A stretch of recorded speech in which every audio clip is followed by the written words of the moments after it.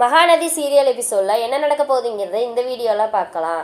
நம்ம விஜயும் காவேரி உட்காந்து பேசிகிட்டு இருக்காங்க. அந்த இதில் நம்ம காவேரி சொல்கிறாங்க, நீங்கள் ஒரு பிஸ்னஸ் மேனாக இருந்துட்டு ஒரு ஆஃபீஸோட எம்டியாக இருந்துட்டு நீங்கள் இப்படி போய் ஒவ்வொருத்தவங்ககிட்டையும் நான் வேலை கேட்குறது எங்களுக்கு பிடிக்கலைங்க அப்படின்னு சொல்கிறாங்க. இல்லை காவேரி, இதுவும் எனக்கு ஒரு எக்ஸ்பீரியன்ஸ் மாதிரி தான் இருக்குது. ஏன்னா நான் ஸ்கூல் டேஸ்லேருந்து இப்போ வரைக்குமே நான் எதுக்காகவும் நான் கஷ்டப்பட்டதில்லை. நான் எவ்வளோ செலவு பண்ணியிருப்பேன் தெரியுமா? காலேஜிலலாம் நான் போய் கஷ்டப்பட்டு அதுக்குன்னு படித்து நான் காலேஜில் சீட்டு வாங்கினது கிடையாது. தாத்தா வாங்கி கொடுத்தாரு, நான் போய் படித்தேன். அதே மாதிரி எக்ஸாம் டயத்துலேயே அதே மாதிரி தான். தாத்தா காசு கொடுத்துருவாரு, நான் பணம் கொடுத்துட்டா என்னை பாஸ் போட்டு விட்ருவாங்க. அதே மாதிரி தாத்தா ஒரு பிஸ்னஸ் பண்ணிகிட்டு இருந்தார். அந்த இதில் நான் போய் இன்வால்வ் ஆகி நான் அதை எடுத்து பண்ணனே தவிர நானாக எந்த இதுவுமே நான் பண்ண கிடையாது. பணத்தால் எல்லாமே வாங்க முடியும்னு நினச்சிட்டு இருந்தேன். ஆனால் இந்த மாதிரிலாம் இருக்கிறது எனக்கு ஒரு எக்ஸ்பீரியன்ஸாக தான் இருக்குது. இந்த மாதிரிலாம் நானும் அனுபவிக்கணும்ல அப்படின்னு சொல்கிறாங்க.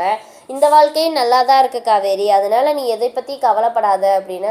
இல்லை, நீங்கள் என்னதான் இருந்தாலும் நீங்கள் நல்லா கெத்தாக இருந்தீங்க. இப்போ ஒரு ஆஃபீஸுக்காக ஆட்டோவில் போகிறது, வேலை தேடுறது எல்லாமே எனக்கு ரொம்ப கஷ்டமாக இருக்குது அப்படின்னு சொல்கிறாங்க. அதெல்லாம் ஒன்றும் இல்லை, நீ அதை பற்றியெல்லாம் எதுவுமே கவலைப்படாத. ஏன் இப்போ என்னை பார்த்தா கெத்தாக இல்லையா அப்படிங்க இருக்கீங்க, இருந்தாலும் எனக்கு சங்கட்டமாக இருக்குது அப்படின்னு சொல்கிறாங்க. நீங்கள் எப்படியெல்லாம் இருந்தீங்க அப்படிங்க. இல்லை காவேரி, எனக்கு இந்த வாழ்க்கை தான் பிடிச்சிருக்கு, இதுதான் நிம்மதியான வாழ்க்கை, சந்தோஷமான வாழ்க்கை அப்படின்னு பேசிக்கிட்டு இருக்காங்க. அந்த நேரம் பார்த்து நம்ம குமரனும் வர்றாங்க. குமரன் வரவும் என்ன பர்சனலாக பேசிகிட்டு இருக்கும்போது எதுவும் டிஸ்டர்ப் பண்ணிட்டேனா அப்படிங்கவும், அப்படியெல்லாம் இல்லை, சும்மா தான் பேசிகிட்டு இருக்கோம் சொல்லுங்கள் அப்படிங்க. என்ன குமரன் தூங்கலையா அப்படிங்குவோமே, எங்கெங்க தூங்க வர்றா, அவள் ரொம்ப அப்படியே ராட்சசி மாதிரி இருக்கா அப்படிங்குவோமே. ஏங்க சொல்லுவீங்க, என் வாழ்க்கையே அப்படித்தான் இருக்குது. காவேரி நீங்களாவது பரவாயில்ல, காவேரி என்னை குச்சி எடுத்தெல்லாம் அடிக்கிறா, ரொம்ப டெரராக இருக்கா அப்படின்னு சொல்லுவோமேனு. அதுக்கு என் வாழ்க்கையே பரவாயில்ல போல இருக்கே அப்படின்னு சொல்லிட்டு எந்திரிச்சு போயிடுறாரு. என்னை பார்த்தா அவங்களுக்கு டெரராக இருக்கா, நான் அவங்கள கொடுமை பண்ணுறேனா அப்படிங்கவும், அப்படியெல்லாம் இல்லை, பாவம் ஏதோ அவர் கஷ்டத்தோடு உட்கார்றாரு. அந்த இதில் இன்னொரு ஆம்பளை கஷ்டப்படுறான்னு நினச்சா அதுக்கு நம்ம வாழ்க்கையே பரவாயில்லைன்னு சொல்லியிருப்பாரு. அதனால தான் நான் அப்படி சொன்னேன் அப்படின்னு சொல்கிறாங்க. சரிங்க அப்படின்னு சொல்லிட்டு பேசிகிட்டு இருக்காங்க. மறுநாள் காலையில் நம்ம காவேரியும் பாட்டிக்கு உட்காந்துருக்காங்க. அப்போ விஜயோட தாத்தா பாட்டி வர்றாங்க. வரவுமே காவேரி என் பேரனை என்கிட்ட பிரிச்சுட்டு இல்லை அப்படின்னு வரும்போதே சத்தம் போட்டுக்கிட்டே வர்றாங்க. அப்படியெல்லாம் இல்லை பாட்டி அப்படின்னு சரி விஜய் தான் ஒரு கோவத்தில் இங்கே இருக்கிறான்னா நீங்களாவது சொல்லி அனுப்பி வைக்கிறது இல்லையா அப்படின்னு சாரதாட்டி சத்தம் போடுறாங்க. கலை நீ பேசாமல் இரு கல்யாணி, நீ எதுவும் பேசாத அப்படின்னு தாத்தாவும் சத்தம் போடுறாரு. சரி இருங்க, நான் விஜயை கூட்டிகிட்டு வரேன்னு காவேரி விஜயை கூட்டிகிட்டு வராங்க. வாங்க தாத்தா அப்படின்னு பேசிக்கிட்டு இருக்காங்க. எப்படி பாட்டி இருக்கீங்க, நல்லா இருக்கீங்களா அப்படிங்குவோமேனு. ஆமாம், நீ தான் எங்களை மறந்துட்ட, நாங்கள் உங்களுக்கு தேவையே இல்லையா அப்படின்னு மறுபடியும் பாட்டி ஆரம்பிக்கிறாங்க.